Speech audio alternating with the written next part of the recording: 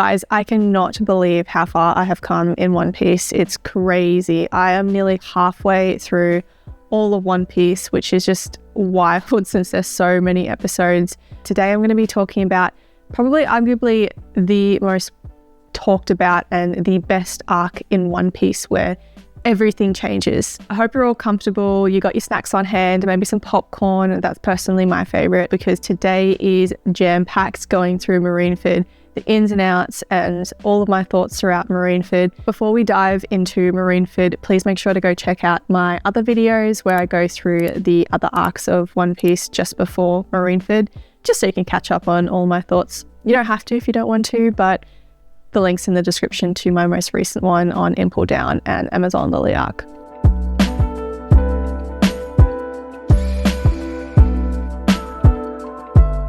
At the start of Marineford, we get to see the massive scope of all of the Marines. I think there were 100,000 soldiers. There were the 3 admirals, Kuzan, Kizaru, and Akinu. And there was also the rest of the warlords. So they've got Moria, they've got Boa, they've got Doflamingo, Mihawk, and Kuma. And they've got Kuma all there. They're all there to protect Marineford from the imminent approaching Whitebeard, who is like going to come in absolute guns blazing, except for Boa. Boa's there for Luffy, of course. They really set the scene of just how big and how important this war is going to be. It's going to be a big one. And at the start, you tell you kind of you're gearing yourself up for some shit to go down. I actually remember I was watching the first episode, and just because of the scope of Marineford and everything that was happening, I remember thinking to myself, I'm going to cry a lot. I am going to cry so many times in this arc. I just know it. I could feel it. You know what? I did. Yeah, I did. Ace is all chained up on the executioner podium, and Sengoku is standing beside him. He's the fleet admiral, and he's the one that's going to give the order to execute Ace. Ace is there, and he's obviously visibly depressed. He's really upset. He's kind of given up on his life at this point. So it's really sad. He's all beaten up as well from being in jail for so long. Then Garp makes his way up to the podium just to sit with Ace and just to be there with Ace, to keep him company. I was already welling up at this point. Just seeing Garp sit there with Ace and to see how much he is really hurting inside, knowing that Ace is going to be executed at any moment. You can tell how much love he has for Ace and how much he really fully views Ace as his grandson. Towards the beginning of the arc, Sengoku announces to everyone that Ace's biological father is actually Goldie Roger. And this whole war is being broadcasted on these massive screens in Sabaody, where all of these news reporters are taking notes and they're trying to spread the word out to the rest of the world as to real-time updates as to what's going on. So this is absolutely shocking news to everyone that is there watching. No one had any idea, and it was absolutely shocking news to me too. But in my last video, I got this moment mixed up with the moment that Garp was talking to Ace in his cell in Impel Down. So I definitely got that mixed up and I got that wrong in my last video.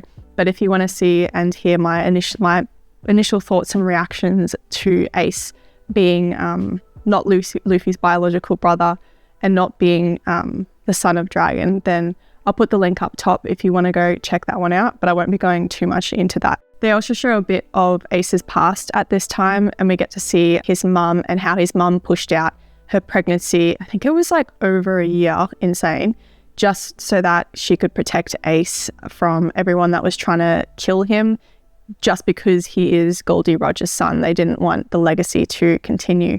So they were all looking for Ace to try and kill him, and his mum rescued Ace in the end, but she ended up dying as well. I don't know if it was now or a little bit later, but we get to see the interaction and a bit of the relationship between Garp and Goldie Roger a bit when Goldie Roger was on his way to being executed. Roger asked Garp basically to promise him to look after his son. So that kind of showed, and Garp did. Garp ended up rescuing Ace and taking him on and, essentially being his granddad. And that kind of showed that they had this rivalry, but they probably also had a lot of respect for each other over the years. Marineford really showcased just how big of a heart that Garp has. It's like that push and pull between his duty to serve and protect as a Marine compared to his duty to protect his family. And that was like a push and pull feeling and vibe throughout all of Marineford. He was constantly battling with, do I do my duty? Do I do my job? Or do I protect the ones that I love, and do I protect my family? And that whole thing throughout it was just so heartbreaking, but his heart kind of shone through a lot in a lot of moments in that. They also show some flashbacks of Ace heading off when he was 17 and saying goodbye to Luffy and his journey into becoming a Whitebeard pirate. That was actually pretty funny how he did become one, because he refused to be one at the start. He had his own pirate crew. I think he called himself like the Spade Pirates. And then he had this massive fight with Jinbei, and that's how Jinbei and him met in the end. He was then captured by Whitebeard, and Whitebeard saw all this potential in him. So he was like, just stay on my ship and I want you to be a crew member on my ship. And over time, even though Ace was refusing the whole time, he grew to a point that he wanted to be a part of the crew, and he saw Whitebeard as his dad. He replaced Roger because he did not want to connect himself to Roger at all. In fact, he absolutely hated his real dad. Whitebeard makes his grand entrance into Marineford and causes this massive tsunami with his tremor fruit. And it's just like a terrifying wave of tsunami that Kuzan ends up stopping with his ice, so the massive wave just freezes over. Whitebeard then emerges from the ocean sailing on his massive Moby Dick. Okay, that sounds... that just sounds a bit weird. Moving on. Anyway, Whitebeard already looks like the most formidable dude that you'd ever see in your life. He is absolutely massive. He's huge. He's got like these massive broad shoulders. He's like freaking 8 foot tall. He's got scars everywhere. He looks like he has been through wars and wars and wars, and you can see that on him. You wouldn't want to go up against him in a battle, and it shows that. Ace sees Whitebeard's entrance and he's really, really upset because he feels like everything is his fault. He was the one that went after Blackbeard, and then he's the one that got captured. In a way, like, it is a bit of his fault. His arrogance and his cockiness got to him in the end, and it got him to where he was. If he had just let it go, then no one would be in this position. So I can kind of understand that. But of course, Whitebeard is not going to let one of his sons die in that way. And neither is any of the other crew members. The rest of the crew and Whitebeard come back at him, refusing to acknowledge the fact that it is his fault. And that shows how much of a bond that they all have and how much they care about Ace. They don't see Ace as being at fault here. They are like, we're the ones that pushed you to do it, or we're the ones that pressured you. We're all in this together. And it's really wholesome to see that in such strong and formidable pirates, especially with Whitebeard. Out of the blue, Mihawk attacks Whitebeard, and he doesn't do it because he wants to start an attack. He just wants to see the level of difference between him and Whitebeard in both of their strengths. But then Jozu, who's I think one of the commanders of the Whitebeard pirates, he steps in and he's eaten a devil fruit and he's made out of diamonds. So he is incredibly strong and he ends up deflecting Mihawk's move. Kizaru then steps in and makes a move using his laser beams, but Marco intercepts this. Marco is the 1st Division commander and he intercepts the attack and manages to defend Whitebeard. This is where we see his power. He's eaten some kind of devil fruit as well, and he's a phoenix. So he manages to heal really quickly. I really like Marco. I think he's an awesome character. Out of all of the admirals, I dislike, and I'm really not a fan of Kizaru. Maybe it's the way that he's just cocky with everything that he does, and he's just an arrogant prick. He just thinks that he is the most powerful thing to have ever existed, and his voice is just kind of like whiny. I am not a fan of him. I think that he's way too overpowered. I feel like that's a common theme with the characters that I don't like in One Piece, the ones that are just arrogant, too overpowered, seeming like they don't have any kind of flaws. I don't like those kind of characters. So he's up there with my dislike of Blackbeard. I reckon he's one of the characters I dislike the most in One Piece. There's also this horde of these pirates that are from the New World and have made a name for themselves. They're all approaching from the back, and you see this massive line of all these pirate ships, everyone coming in to help Whitebeard and to rescue Ace, and to also probably start this war and to beat the Marines. I was starting to feel really hyped in this moment because it's coming all to a fruition, and there's all these New World pirates that I'm going to get to meet. Whitebeard looks like a really strong, like he's going to beat someone down pretty quickly. So I was starting to get like super hyped at this point, ready for everything to go down. I was certainly not ready for what happened, but at this point I was like, yes, let's go. Save Ace, we can do it. In one of the pirate ships in the background is Little Oars Jr., who's a part of like the descendants. We saw Oars in Thriller Bark, and Moria had turned him into a zombie, and he's like absolutely colossal. They call this one Oars Jr., Little Oars Jr., even though he is himself gigantic. And he comes in and he is guns blazing. He wants to save Ace. So Oars barges straight through, even though Whitebeard is disapproving of this because he knows it's a bad idea and Oars is going to get himself severely injured. But he makes his way all the way to the plaza. Kuma steps in and starts blowing him up, wounding him pretty badly. But Oars, it's not phasing him. He is determined to get to Ace and to rescue Ace. Then all of a sudden, Doflamingo comes in and slices off his leg. Doflamingo is an evil bastard. At this point, I could sense it, that he was just, does not have good intent at all. And he might, I haven't seen enough of him, but he might come creeping up to be in my dislike characters of One Piece as well. He's also cocky and he's also arrogant, so I think he might slowly creep his way up there, but I haven't seen enough of him yet. I'll wait until Dressrosa to make my decision on that. Poor little Oars Jr. just comes plummeting down because he doesn't have his leg, and he is in like arm's reach of Ace. He's so close to grabbing Ace, and it cuts to some flashbacks of how they met in the past, and we see how Ace made him this straw hat to protect his head from the sun and to protect his head from the snow.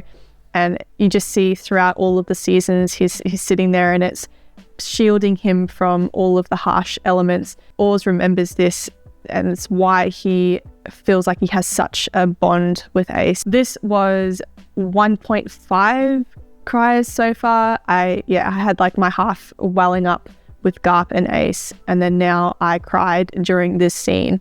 It was just so sad seeing little Oars. He looks so grumpy and mean, but then you see why they had that relationship and why he was so hell-bent on saving Ace, and it just makes it's just so heartbreaking to see Oars get beaten down like that when he hasn't done anything wrong. He's just wanting to save his friend and someone who helped him get through some really harsh times. This is obviously super heartbreaking for Ace as well, seeing Oars come after him and want to rescue him, all while Ace thinks that this whole thing is just his fault. So he's looking at him just heartbroken, as the rest of us are heartbroken to see. This whole time that this emotional scene was happening, Doflamingo on the sidelines was laughing his ass off. He was cackling to himself like it was the funniest thing he'd ever seen. The little prick, what an absolute jerk, honestly. It got me really mad because I was already crying and I was already yelling at the screen at Doflamingo. Meanwhile, this is all going down. Luffy and the rest of them are still making their way to Marineford. They are affected by the tsunami and by the ice making enormous waves. All of a sudden, you see Marineford, just Luffy descending from the sky, and all the rest of everyone, the jailers, Buggy, Crocodile. Well, Crocodile does it elegantly, but they're all just fully descending from the sky, and they make their grand entrance into the scene. Luffy then makes his way next to Whitebeard, and they have this interaction which is pretty pretty prominent, in my opinion, where Whitebeard recognizes the hat on his head, and then he says to Luffy that it was Shanks' hat. So Luffy then says, that he's borrowing it for a little while, and Whitebeard then remembers a story that Shanks told him, and it was to do with how he got his hat missing in the first place. And so then he's like, yep, now I know who this kid is. Seeing all of these obstacles in front of them, there's some really, really strong admirals, the warlords, the marines. There's this big force that is coming towards them. So he asks Luffy if he's basically still prepared to rescue Ace, even though it's going to be life or death. And then Luffy, in all his brazenness, responds saying that he is going to be the pirate king, not Whitebeard. And everyone is just like, what? No one talks to Whitebeard that way. One, show some respect, Luffy. And two, there's no way, Luffy, that you can beat Whitebeard. Like, that's just not gonna happen. Everyone was so shocked at this. I think, there was like a scene with Buggy as well. It panned to Buggy, and he was just like, what? Oh, Luffy. Luffy is just an absolute crack up. Throughout all of One Piece, he is such a crack up. He's such an idiot. You're standing next to like the legendary Whitebeard that pirates would only dream of standing next to and even fighting with. And he goes and says something like that. But I think Whitebeard saw it as this is the future of our pirates, and it's a bright future because they have people like Luffy in it. From here on out, Whitebeard puts his full faith in Luffy. He sees that Luffy is determined, and he sees so much potential in Luffy, from my opinion, that he just puts his full faith in him that he is going to be the one to rescue Ace. Now Luffy is just guns blazing on his way to rescue Ace, and this is when everything breaks loose in a way. Everyone is now battling each other. On their way zooming towards Ace, Kuma ends up interrupting all of them and starts firing at them. And through this interaction with Eva and Kuma, it's kind of made out that they have some sort of past connection or some past relationship where they know each other. Because when Kuma was firing all of the explosives at them, Eva was like, why are you doing this? Why are you attacking us? We're allies. And a little bit later, Doflamingo reveals that Kuma is no longer himself. He has been turned into a full pacifista by Vegapunk. So there's no hope trying to get through to him because he's no longer the same Kuma that Eva used to know. And this is obviously very upsetting to Eva, but I think that she is determined to get him to realize who he used to be. Luffy zooms off ahead, but he's soon interrupted by Mihawk. Mihawk enters the scene, and in a way he apologizes to Shanks for having to do this, but he starts fighting Luffy, trying to hold him off. In enters Marco and tells Vista to intercept this battle. And Vista is also a sword user, so he's up against Mihawk, and they kind of it's a kind of a fair fight between the two because Vista is really, really strong, and he acknowledges the strength of Mihawk. So now they're having a sword fight. Meanwhile, this is all going down. Buggy is back where Whitebeard is with Moby. And he has the full jailers, all of them surrounding him. They're still rooting for him. They still think that he is a god.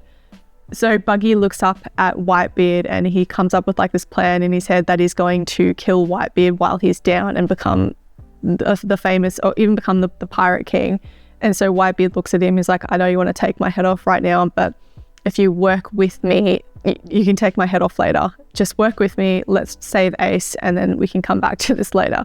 Buggy then accepts that and is like, all right, if I do this, then I can become the pirate king. He is all about fame. He wants the fame. He wants the glory. He wants the money. So he is all for this plan. As if this raging war wasn't super intense enough, it turns out that Sengoku had this big battle plan where these pacifistas, so we saw these pacifistas who resemble Kuma back in Sabaody, and I think there was 2 of them, and they were so strong at that point. But now there's a whole bunch of them driving into the battlefield.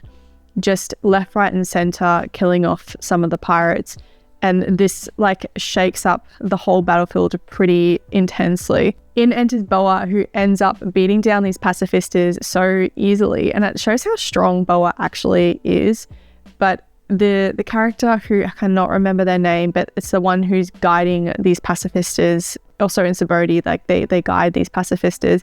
And they ask Boa why she's doing this. Isn't she supposed to be on their side? But Boa is like, I'm only here for Luffy, basically. She's like, I am here to protect Luffy. And so I don't give a crap about you guys. There's this funny moment later on as well where Boa ends up saving Luffy or like protecting Luffy from an attack. And then Luffy hugs Boa and Boa is beside herself. And she thinks that now that they've hugged, it means that they're married.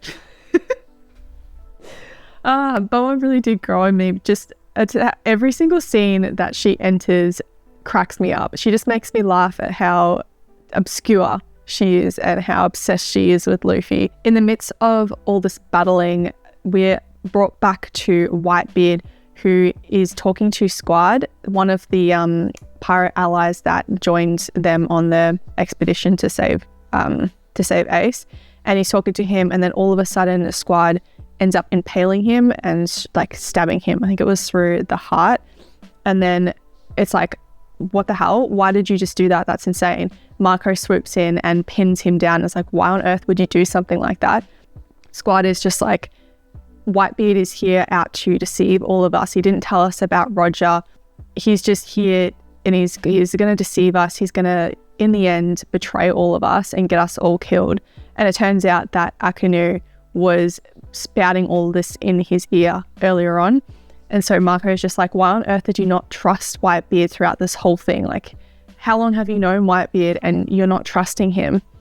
Marco is like absolutely furious at this, as you would be. This would have to be one of my favorite scenes throughout Marineford, when Whitebeard, he doesn't retaliate. So he doesn't go back and try and injure him or fight him back or get really angry at him, which Squad thought was going to happen. What he does is he goes and hugs him instead. So he just puts his arms around him and says that even though you're a fool, you're still my son and I still love you.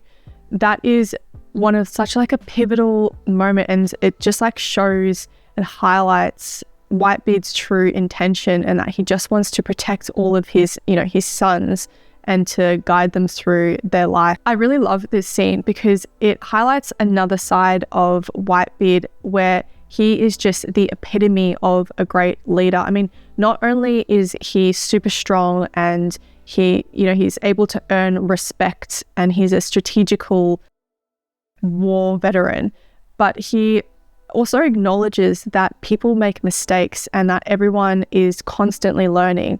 Because of this, he's able to capture his crew in a different light, and he nurtures and coaches his crew throughout their lives, and he wants to see them succeed so that one day that they can surpass him. And that is just incredible, and that's what made me like, oh, he is a top bloke. And it made me realize just like, wow, yeah, no wonder you're such a formidable force and a formidable presence throughout all of One Piece. And he's made this big looming legacy because he's such an amazing leader. At this point, the pirates are actually starting to gain a bit of momentum, but obviously that is not going to last. All of a sudden, these walls shoot up from the ground and they create a barrier around, or they kind of trap all of the pirates in a barrier. And then Akinu comes up and showers this like molten lava all over the pirates, making the ice below them break so that now it's just like full sea underneath them. I don't know what I think about Akinu at the moment. He's like, I don't really like him, but I don't find him any worse than Kizaru. I think my favorite admiral at the moment would have to be Kuzan. I just see a bit more like humility in Kuzan and a bit more of a heart to Kuzan. But yeah, let me know in the comments who your favorite admiral is if you have one. And yeah, let me know why, because I'm interested to know if any of you actually like the admirals. This doesn't stop Luffy though. He asks Jinbei for a favor and ends up flying in front of all 3 admirals with a mast. All the admirals are like surprised, like, this kid has got some guts for coming up against us. Everything is just going down at this moment. There's just so much going on, but Luffy is still charging through. He is stopped by one of the admirals. They like throw, it was Kuzan, throws one of like an ice pick into him and it stabs him. So that brings him down and he's struggling to get back up. He's gone through all of Impel Down and all of like, was it Impel Down? He's come from Amazon Lily. He's managed to escape Impel Down and then make his way to Marineford and just go like going and going and going. Honestly, this guy has like run, I don't know how many marathons, but he's still going. So I think it's also because of Eva's hormones that managed to keep him, like revive him and keep him going. But those hormones have worn out. Those hormones have worn out and he's now he's collapsed. He's got no more energy. And that's when he pleads with Eva to give him another dose of the tension hormones. And Eva's like, absolutely not. If you take another dose of this, then you will probably die. But Luffy he is so determined. He's like, I don't care. As long as I can save Ace in this moment, as long as these hormones get me through to the end, I can die afterwards. I just need to save Ace. So Eva's just like, oh, if like, I guess I have to do this. It's going against all of her principles because she wants to save Luffy. She doesn't want Luffy to be harmed, and that's because of her relationship with Dragon. But she ends up doing it in the end, and Luffy has a burst of energy and then starts cutting through. And at one point, Whitebeard ordered all of the pirates to let Luffy through, to like make a path for Luffy. Let's just put all of our faith in Luffy. He can do this. And I think everyone was a bit like, okay, sure. So they're not going to go against Whitebeard's orders. So they do what they're told. And so they make a path for Luffy. They're all fighting off the Marines, trying to make this like a clear way so that Luffy can get through. Luffy keeps getting knocked back. People keep getting in his way, but those around him manage to fight off those blockers to help Luffy get through. Luffy is just using all of his strength and his skills at this time. At one point, he uses his haki, which everyone passes out, and then everyone is just so shocked that he's used such a powerful haki. So they're like, the Marines and the admirals are all like, we need to stop Luffy before he gets even more powerful, or else he is going to be one to be feared. So everyone is all fighting. The Marines are fighting, the pirates are fighting. They're all trying to pave this way for Luffy, and out comes Inazuma from Eva's hair. What else is she storing in that hair? I mean, come on. But yeah, the Inazuma's the one with the giant scissors, and because the platform up where Ace is a far way ahead from the bottom where the rest of them are and where Luffy is. So Luffy doesn't have a way to get there. So Inazuma uses, the cutting skills to make a massive ledge platform thing to go all the way up to where Ace is. Oh, I'm getting just like, tense just talking about this and thinking back to it. But yeah, Luffy is just gunning forward and he's got on this rail thing and he's running up towards it and he's so close to getting to Ace. I'm like, come on, just a few more steps. You can do it. There were so many freaking moments, like when Oars was so close to Ace and then Luffy came in and then like flew over. It was so close to Ace. There were so many times when they were like inches away from Ace. I'm like, come on, just like, you could have just walked a little bit further. You could have. There's so many times when it was so close. It was so frustrating. But yeah, of course, Luffy is so close, and this is the point where Garp has to step in. This has to be also one of my favorite moments when Garp enters the scene and he jumps on the ramps blocking Luffy's path and he's like, I can't let you pass through. But Luffy's like, I'm going to pass through anyway. I'm going to save Ace no matter what you do, no matter what you say. And then Garp responds that in order to save Ace, you're going to have to fight me. So Luffy's like, okay. So he keeps trudging forward, but Garp just can't do it. He can't stop Luffy. He has too much of an emotional connection. So we see in the end that Garp chose his family over his duty. And that is so special. That is so, like, I knew that was going to happen. Garp he's got such a big heart that there's no way he could have killed Luffy, or he could have harmed Ace or Luffy in any kind of way. So he just, I think, what did he do? Oh, he let Luffy hit him, and he let Luffy get him in the end, and he just fell off of the ramp. But yeah, that moment was particularly special and particularly stood out in my mind. It's actually not as many as I thought it would be, but that was the second time that I actually cried in Marineford. Second or third? No, I think it was the second that I cried in Marineford. It was such a emotional moment. So Garp is out of the way, and then Luffy is running, and he gets to Ace, and oh my god, that reunion between the two. Ace is like overjoyed to see Luffy, and Luffy is just like, Ace, yay! Oh my god.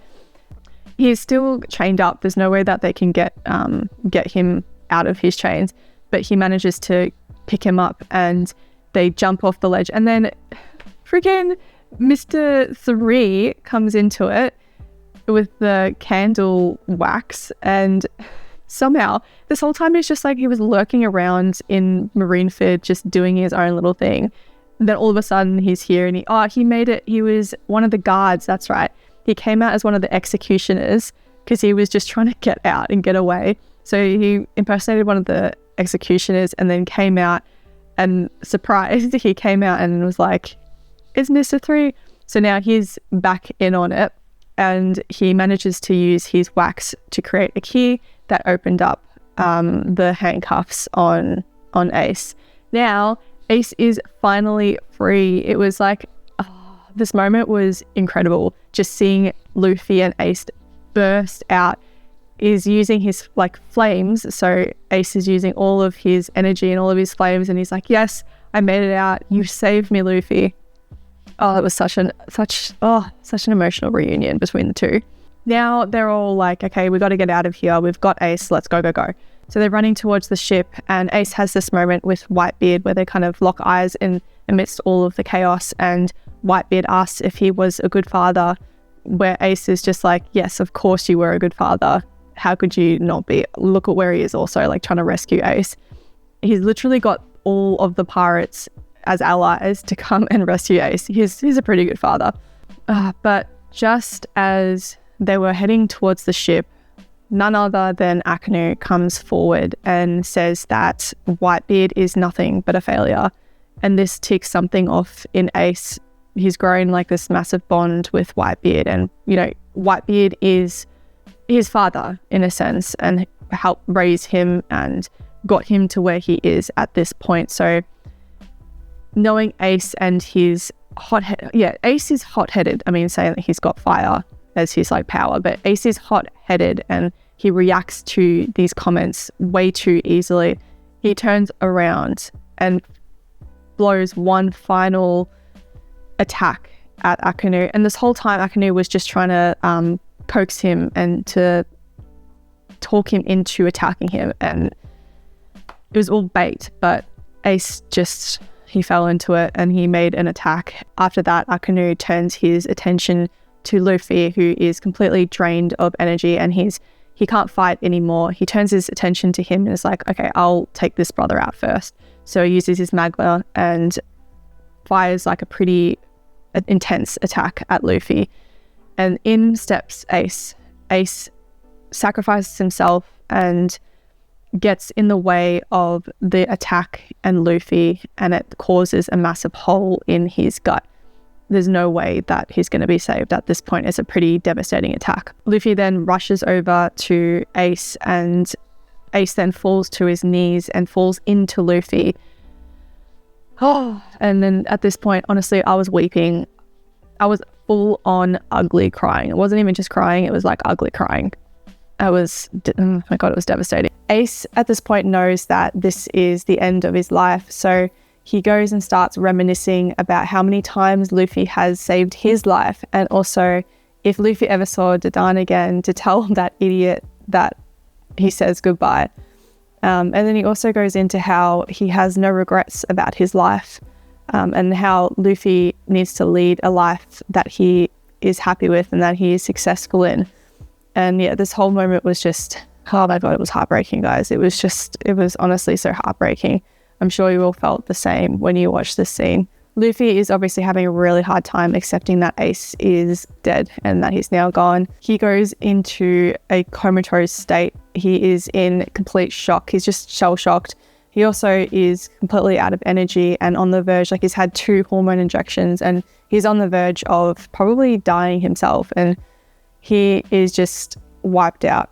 And on top of that, he's fully shell-shocked that he's just lost his brother. That was, for me, probably my favorite scene of Marineford, and maybe up till this point in One Piece, to be honest. Just it was all building up to this moment that Ace couldn't make it out. They tried so hard and they were so close to making it out, but they just couldn't. Ace's anger and hot-headedness just got the better of him, and in the end, that's what killed him. Whitebeard sees this and is completely enraged, so he goes and punches Akinu really hard, and that was super satisfying. I was so angry at Akinu at this point. Jinbei sweeps in and picks up Luffy and kind of rescues him, and they're all now running for the ships in the background. Next is this other insanely emotional part where everyone is running back to the ship, but Whitebeard is stuck behind and he stayed there behind, and all of his crew come up and they come up to support him. So now it's just a battle of hitting down as many Marines as they can, kind of stalling, I think is what they were doing. They were stalling so that everyone, all the pirates could get on their ships and get away. And so all of Whitebeard's crew, they're all loyal to him, so they're sticking behind. But Whitebeard is saying, no, you guys need to get out of here. I demand and order all of you to stay away. Whitebeard stays behind and all of the Marines gang up on him. He's trying to fend them all off, but there's obviously way too many of them. So they're attacking him from all different angles, and he's still standing. He's still staying up. He's an absolute beast, this guy. He does not fall at any point. He's an absolute beast. That's probably like the best word to describe him, to be honest. In comes Blackbeard, and he's got all of the crew that he broke out of Impel Down behind him. They're all just gross. I don't like any of them. They're so menacing, so evil, just like Blackbeard. And that Blackbeard and Whitebeard have a bit of an exchange because Whitebeard restrains Blackbeard and he's like, would you really kill one of your sons? But Whitebeard's like, you're no longer my son. I don't see you as that. And that was a good, satisfying moment. It's like, F you, Blackbeard. Seriously, F you. In his final moments, he specifically has this memory from when he was on the ship and his crewmates were questioning him about why he wasn't after treasure and why he wasn't looking for gold, because Whitebeard was never interested in that. And they questioned, if you're not interested in that, then what really are you interested in gaining being a pirate? And his answer was family. This whole time, it was just family. He just wanted to grow a massive family himself, and he accomplished that. He took in this whole crew and basically a lot of the pirates from all over the world, and he made them his family. He became the father of everyone, of all of these pirates. It was such a heartfelt moment. And yep, that is probably 3 or 4 on the cry counter. Yeah, I cried. I cried when Whitebeard died. That was a really, really sad scene. Back to back with Ace. Ace was, that is the saddest scene, but Whitebeard dying, he actually made, you know what, thinking back to it, right? In Marineford, throughout the whole thing, he was only really introduced during the Marineford arc, and he made the most impactful appearance that I've seen so far in One Piece. He became such an entity throughout One Piece in this one single arc, in 50 episodes. I cannot believe how great that storytelling is in that aspect, where in such a few short episodes, it was long, but if you really think about it in the scheme of things, 50 episodes compared to 1,000 episodes, those 50 episodes made such a mark on One Piece with Whitebeard. Blackbeard, the asshole, ended up going down just as Whitebeard, I think just after he died, and he stole his Tremor fruit. So now Blackbeard has the Tremor fruit and this black hole, I forgot what the fruit is called, but this black hole power where he can suck in and consume anything. So now he's becoming the most powerful character so far, and I hate that because he's so arrogant. Meanwhile, Jinbei is carrying Luffy trying to get away, and Kizaru sees that, so he stops them, and he ends up like really badly injuring Jinbei. So Jinbei is now out and Luffy is out, and all of a sudden Buggy enters the scene, and Buggy ends up being the one that saves them both. Law makes an appearance. So we saw Law in Sabaody like a little bit, but he comes in on his ship and he's like, bring me Luffy, I want to save Luffy. So Luffy and Jinbei are now kind of semi-safe with Law, and randomly Kobe comes out of the woodworks. We see him panicking throughout the whole of Marineford. He's trying to make his own mark and become an admiral himself.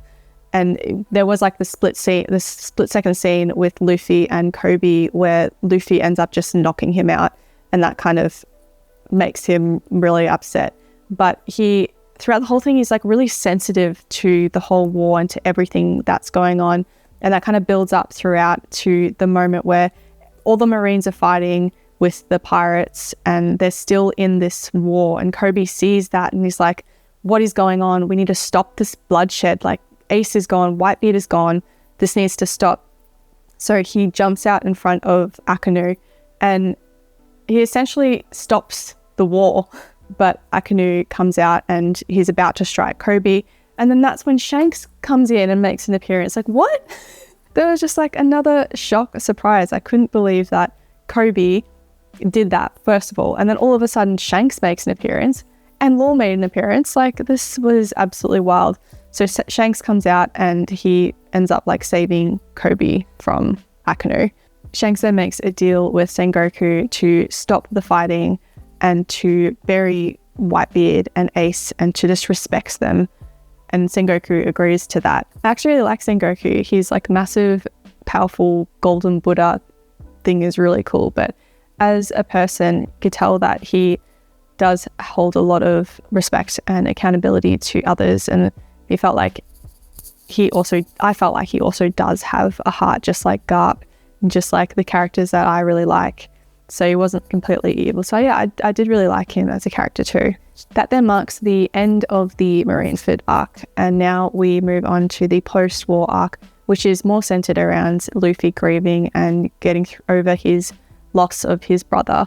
Jinbei wakes up on Law's ship and ends up thanking Law for saving his life, but Luffy is still critically injured and in a coma. Boa is on the marine ship next to them and ends up hopping off and telling Law and the rest of his crew to come to the Amazon Lily Island with Luffy, just because she knows that the Marines aren't going to come looking for any of them on that island. This is like much to Nion's dismay. She is refusing to have any man on the island. It goes against all of the Amazon Lily rules. So they kind of strike a deal in the end where the crew will just stay on the border of the Amazon Lily. It's not breaking any rules, but they're still on the island, so Boa can watch after Luffy and bring him food and snacks and be the wife that she says that she is. When Luffy does wake up, he ends up going on this big rampage through the jungle, knocking down trees, and Law's watching this, saying that if he keeps going on with this, then he is going to die himself from exhaustion and from just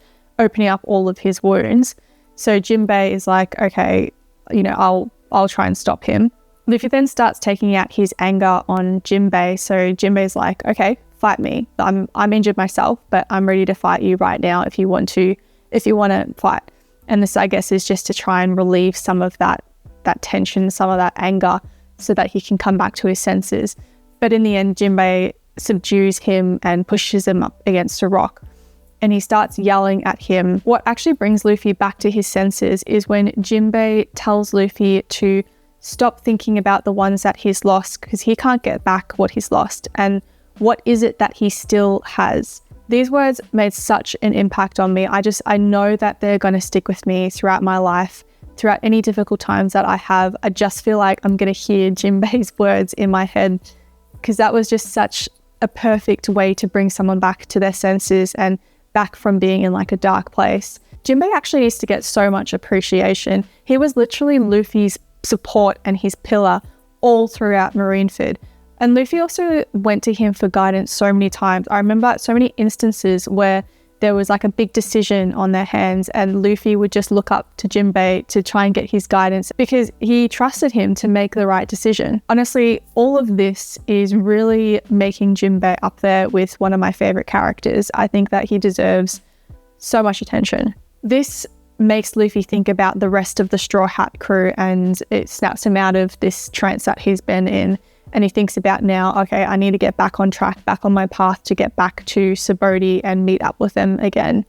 And I swear, okay, this is like now the 5th time that I've cried. So keep that on the counter. This is probably the 5th time that I've cried. After this, we get to see a bit of the journey with Ace and Luffy when they were growing up. And it's also where we're introduced to Sabo, who's the son of a noble. And he ended up like rebelling against his family and against his parents because they were forcing him to do things that he didn't want to do and to be someone that he didn't want to be. So he ran away and ended up becoming really good friends with Ace. And then Luffy entered the scene. But at the start, Ace just did not like Luffy. Luffy would keep trying to tag along, keep trying to go on all the adventures that Ace was going on. But Ace wasn't having any of it. I think at one point he threw him off the bridge because he just didn't want to have a bar of Luffy.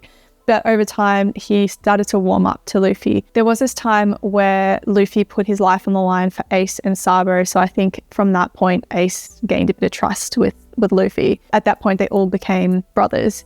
There were some really, really wholesome moments between the three of them up in there. They're living in this homemade pirate ship cubby house. And it was really sweet seeing them just like living life in this cubby house and going out getting golden treasures so that they could sail away one day and become pirates. Also, so many moments with Garp that made me just so emotional thinking back to Ace's fate and what is going to happen with Ace because there's so much love and care between all of them. Dadan is also quite a character with her crew. She holds up such a facade that she's so strong and she doesn't really care about Ace and Luffy and Sabo, but inside, she cares so deeply about them. It's almost like she sees herself as a parent of theirs or a guardian of theirs. This little journey also ended pretty sad with Sabo getting knocked down by the celestial dragons as he was in his ship trying to escape and trying to get away.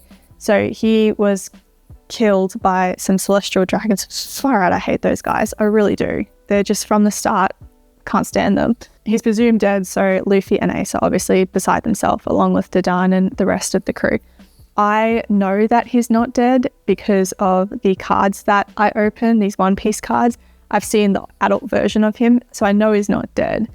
But the scene itself was still super sad and super emotional. After the story of when they were younger, Rayleigh re-enters the scene and he comes in guns blazing on, I think it was a sea beast. That was funny. But he offers to train Luffy for the next couple years. They then devise a plan to let the rest of the Straw Hat crew know because they were meant to meet up in Sabaody in a couple days. So Luffy needs to tell them, don't, I'm going to be away for a little while.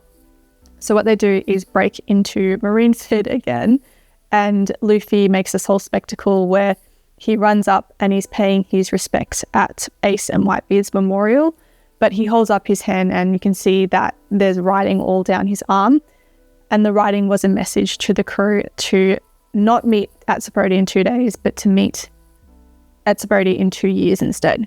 We also see the rest of the crew finding out what happened to Luffy through the newspaper, and they were all just so shocked, of course, and also really upset because of what's happened with Luffy.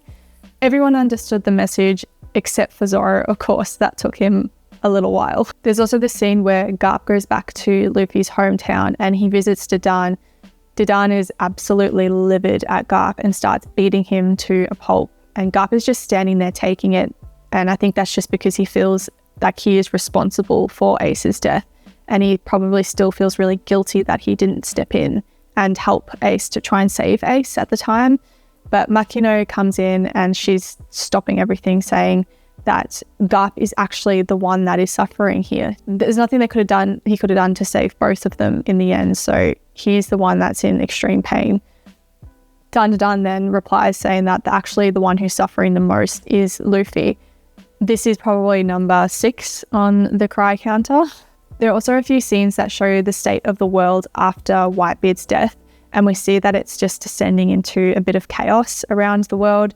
This is because Whitebeard kept the peace in most of the nations, and without him around, there's just no one keeping the peace anymore. So it's going to be really interesting to see how this progresses in the story. At the end of the arc, we also get to see the start of Rayleigh and Luffy's training. We get to also see just how strong Rayleigh's haki is. So that was a bit of an insight into what Luffy is going to really learn over the next couple of years and how strong he actually is going to get. And this marks the end of the journey before the New World, which is just absolutely crazy that I've gotten this far. I told you guys that this was going to be a big video, so I hope that you all stuck around to the end to hear my thoughts. Marineford overall was just such a roller coaster of emotions, and I felt just empty after watching it all. I mean, I already miss Ace. He didn't really make a lot of appearances throughout the first few arcs. In Alabasta, we get to see a little bit of him. We get to see a little bit of his quirky, fun, just cheerful nature and how much care and love he has for Luffy. And he had just so much potential within him to be a great pirate, to be a great human, to make such an impact in One Piece. So it's just so sad that he's now gone. But he had this fatal flaw that it cost him his life. Putting aside the just emotional trauma I felt watching Marineford and the amount of times that I cried, I am actually so excited for the New World. We get to see a little glimpse of Luffy's training and the rest of the crew, what they're going to be training over the next couple years. And I just know that they're going to come back so powerful and so strong, and they're just going to be worlds ahead. So I'm keen to see how they develop and where they get up to. And we also get to see glimpses of the pirates that are going to be in the New Worlds, like Law, Kid, Bonnie. So I'm keen to see when they will make their appearance again, when the Straw Hat crew are going to encounter them, and how much of an impact that they're going to make on the story in the New World. As always, please make sure to leave a comment below letting me know your thoughts on Marineford and the post-war arc, your favorite scenes and characters, and whether you disagree or agree with anything that I'm saying. I always love reading them, so please make sure to do that and like the video if you did enjoy watching it. I hope that you all have an amazing morning, afternoon, night, whatever it is over there, and I'll see you guys in the New World. Bye.